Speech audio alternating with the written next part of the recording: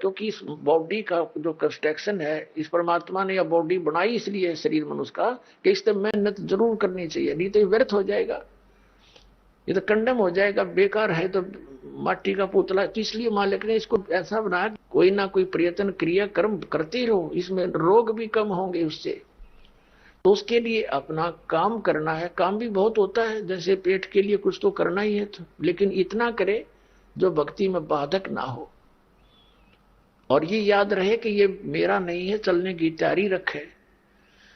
तो इस प्रकार फिर हम ये व्यर्थ के जो प्रयत्न करते हैं, समय व्यर्थ करते हैं, उसको भक्ति और परमात्मा के गुणगान में करेंगे। और हमने इसमें सबसे ज्यादा गलती क्या कर रखी है, अपनी परंपराएं बढ़ा दी। जैसे लड़की का विवाह या लड़के का विवाह करते, इसमें हम ड्रामा करते हैं, विवाह नहीं करते, सांग करते हैं, डीजे लाते हैं, नाच करते हैं, दारू पीते हैं। कोई बात है या? बच्चों का ब्याह तो भगवान ने कर रखा होता है, हम तो बकवाद करते बेमतलब की। एक व्यक्ति अपनी लड़की के लिए लड़का खोजने के लिए 4-4 साल लगा रहता है, नहीं होता संयोग, और परमात्मा चाहता 2 मिनट में कर देता है।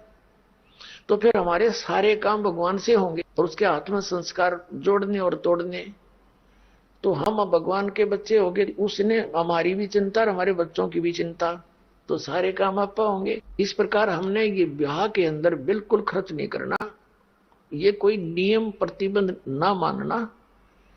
प्रतिबंध तो उनके लिए, बच्चों के लिए जो अभी अबोध है, फिर ज्ञान से अपने आप हो जाएगा। बेटी को भी ये विश्वास होना चाहिए कि मैं जहां रहूंगी भगवान मेरे साथ रहेगा, और जो मुझे भाग्य में है वही मिलेगा। यदि मैं पीछे से लेने की आस रखूंगी तो भगवान का हाथ उठा रहेगा कि तू उधर से ले ले। तो अब एक पिता अपनी पुत्री को कितना दे सकता है? क्या आजीवन का खर्चा दे सकता है? वो सपने में भी नहीं दे सकता, पुत्र का नहीं दे सकता, बेटी तो बहुत दूर की बात है।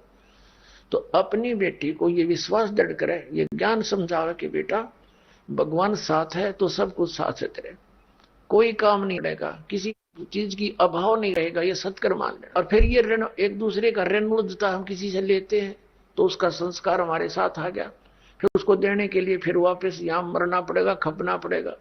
अब कोई रिश्वत लेता है, अब बालक है वो अनजान, उसको पता नहीं तू क्या जुल्म करने जा रहा, कितना अपने वजन सिर पे रख लिया।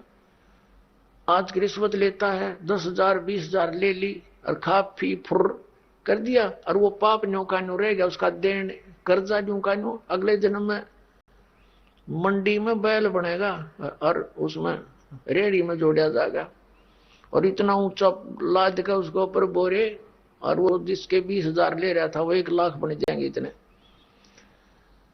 और उसके ऊपर खुद बैठेगा और नीचा लगा तो बैल के लठ मारेगा। वो अधिकारी वहां बैल बनकर पूरे कर रहा होगा। ये सत्कर मान लेना, ये विधान है भगवान का। जिस दिन हम इतने सियाने हो जाएंगे, ये विश्वास हो जाएगा कि सचमुच ऐसा है, तो फिर हम इस विष को नहीं खाएंगे।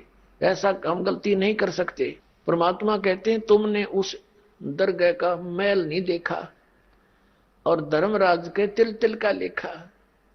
एक एक पाई का हिसाब है वहां पर, एक एक नए पैसे का हिसाब भगवान के दरबार में। इस बात से परिचित बच्चा फिर कभी इस पंगे में पांदे को ना, इस लफड़े में नहीं पड़ेगा, और उसको डर लगेगा। और फिर कि देखो कितना प्यार बढ़ेगा। इब जैसे त्योहार आते हैं, कोई बात हुई